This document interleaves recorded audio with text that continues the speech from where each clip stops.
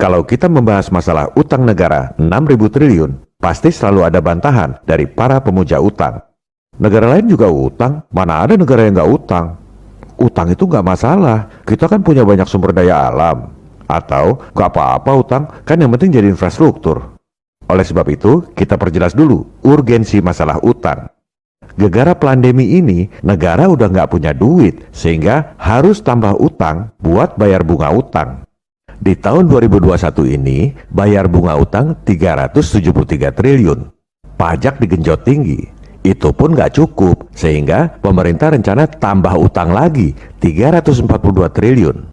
Itu pun baru kuartal 1, belum kuartal 2, kuartal 3, kuartal 4. Ini namanya gali lubang tutup jurang. Masih nggak sadar juga? Bangun! Pemerintah udah nggak punya duit buat bayar bunga utang. Negara sudah krisis, kok masih nggak ngerti juga?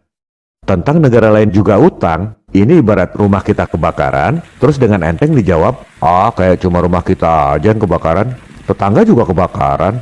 Akhirnya sibuk berdebat soal krisis atau tidak, sementara rumah kita habis terbakar. Kedua, sumber daya alam itu buat rakyat Indonesia, bukan buat orang asing yang kasih utang siluman. Jangan jual tanah air buat asing. Ketiga, pembangunan infrastruktur itu memang harus dilakukan. Siapa bilang nggak perlu?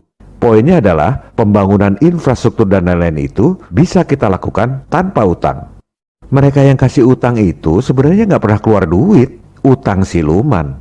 Sekarang, jangankan membiayai infrastruktur yang cuma puluhan atau ratusan triliun, bayar utang 6.000 triliun pun bisa kita lakukan dalam sehari. Keempat, utang dalam falas itu adalah ancaman nyata buat ketahanan nasional.